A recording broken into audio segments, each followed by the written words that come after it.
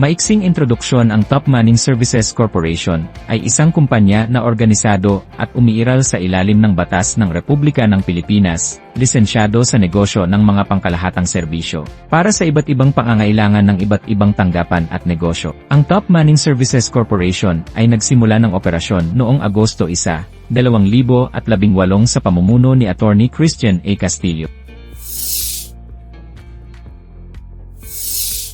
Ang magiging termino ng pagkaka-assign ng empleyado sa ating kliyente ay tinatawag na project employment na ayon na rin sa DULA Department Order 174, Series of 2017. Gayunman, ang iyong empleyo ay maaring matapos sakaling. Una, maagang matapos ang proyekto kung saan nakatalaga. Pangalawa, pagkansela ng kliyente sa job order na may sapat na dahilan o rason. Pangatlo, pagkakasangkot sa mga bagay na makakasira sa top manning at o sa kliyente. Pang-apat, magkaroon ng patunay na may nalabag sa Code of Conduct ng top manning, lalo pa ito ay may kaparusahan na pagtatapos ng kontrata. At pang-lima, pagkabigo na makamit ang mga panuntunan na itinalaga ng top manning at o kliyente at hindi pagkakapasa sa evaluation. Lahat ng empleyado ay nagkakaroon ng periodical evaluation, na kung saan ang pagbabasihan ay ang ating job performance, attendance record, at anumang kaugnay sa pagtatrabaho.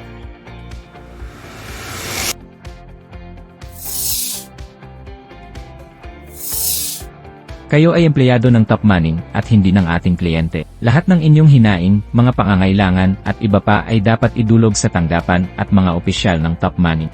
Ang empleyado ay hindi dapat bababa sa edad 18. Anumang misrepresentasyon ay sagutin ng empleyado. Lahat ay maaaring mag-apply sa top manning, babae, lalaki, may iba't ibang relihiyon at lahi dahil walang diskriminasyon dito. Ang sinuman na empleyado na natanggal sa dahilan ng pagkakaroon ng kaso ay hindi na maaari pang bumalik, ngunit ang mga empleyado na nag-file ng resignation na may valid reason at clearance ay makababalik pagkalipas ng 1 taon. Bawat isang empleyado ay ipagbubuksan ng 201 file, kung saan dito ay napapaloob ang mga sumusunod.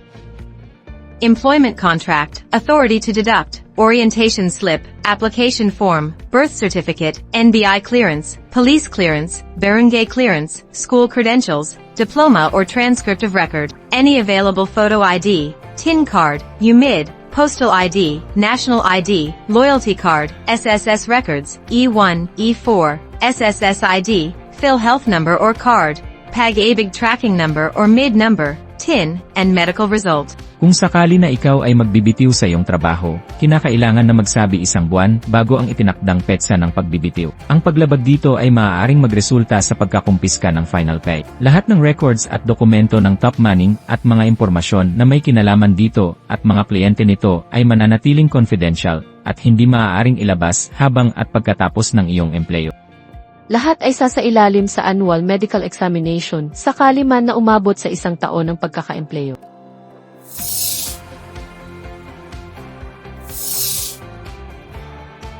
Lahat ng empleyado na naka-assign sa kliyente na may biometrics machine ay kinakailangan na nakarehistro dito. Para naman sa mga gumagamit ng time card, kinakailangan na ang bawat isa ay mayroon nakalagay sa tamang lagayan at validated ng inyong superior sa bawat cut-off. Bawal itong iwi o ipapunch in o out sa ibang tao. Ang sinuman na mahuhuli na nakikialam sa time card ng iba at o nagpapahiram ng time card ay maaaring makasuhan at matanggal sa trabaho. Ang sinuman na walang log-in o out ay ituturing na absent sa araw na iyon at maaring hindi mabayaran.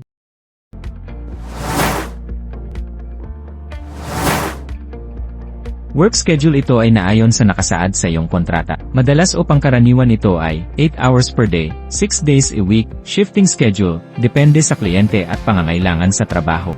Overtime and night differential. Ayon sa pangangailangan ng trabaho, ikaw ay maaring atasan na mag-overtime. Ginagarantiya na anumang overtime work at ipinagtrabaho mula 10 p.m. to 6 a.m., night differential, ay babayaran.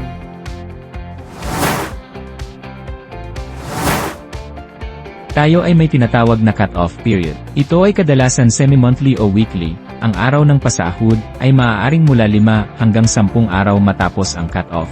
Ito ay matatanggap mo sa iyong ATM card.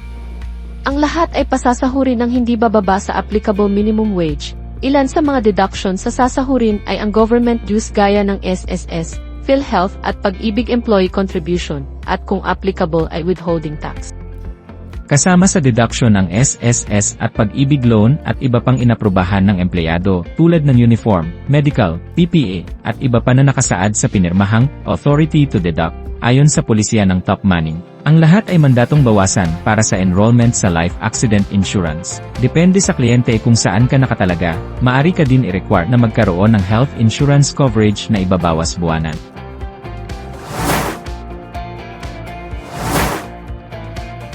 SSS benefits, sickness, accident sickness, maternity benefits, salary loan or SLERP, and calamity loan. Pag-ibig benefits, multi-purpose loan, calamity loan, housing loan, and modified Pag-ibig 2. PhilHealth benefits, nagagamit ito ng miyembro at dependents kapag na-confine sa ospital. Ang miyembro ay dapat na may 3 buwan na kontribusyon. Iba pang mga benepisyo, 13th month pay, 5-day service incentive leave, kapag tuloy-tuloy na nagtrabaho ng hindi bababa sa 1 taon, paternity leave, para sa mga lalaki na kasal at may asawa na manganganak. Magna Carta for Women, para sa mga babae na naoperahan sa matris o dibdib, solo parent leave, makipag-ugnayan sa DSWD para makakuha ng solo parent ID. Leave for victims of violence against women and their children, maximum of 10 days leave, para sa mga biktima ng karahasan, dapat magsumite ng katibayan na may pupuntahan na hearing.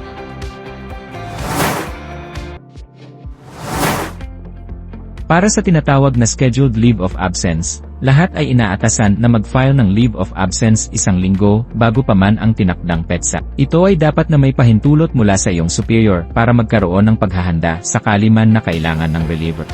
Gayunpaman, ang management ay may karapatan na baguhin o hindi pahintulutan ang leave of absence ng isang empleyado, lalo na kung may maaapektuhan na operasyon ng top manning o kliyente. Para naman sa unscheduled leave of absence, tulad ng sa nagkasakit, nagkaroon ng emergency, na aksidente o namatayan, ay binibigyan ng konsiderasyon hindi man nakapag-file ng prior leave of absence. Kinakailangan tumawag at magpasabi sa inyong superior at sa HR department ukol dito. Pagbalik ay dapat ay file ang leave. Lahat ng hindi pumasok nakapasok na walang file ng leave of absence ay kinakailangan na mag-file at magpapirma ng return to work form 1 araw bago pa man bumalik sa trabaho. Para sa nagkasakit o galing sa maternity leave, kinakailangan magsumite ng medical certificate of fit to work mula sa doktor. Para sa mga empleyado na namatayan, kinakailangan na magsumite ng kopya ng death certificate ng namatay na immediate relative. Ang mga empleyado na late ng 1 oras nang walang pasabi ay ikukonsidera na absent.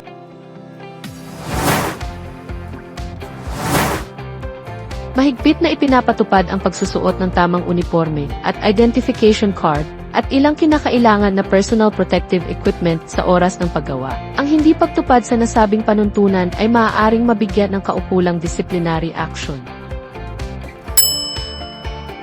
Mahalagang paalala. Ang top manning ay mahigpit na ipinatutupad ang mga regulasyon ng paggawa at code of conduct. Anumang paglabag ay may katapat at karampatang disciplinary action. Panatilihin ang pagsunod alinman sa mga alituntunin na ipinapatupad ng top manning upang maiwasan ang pagkakaroon ng violation record na maaaring makasira sa performance evaluation.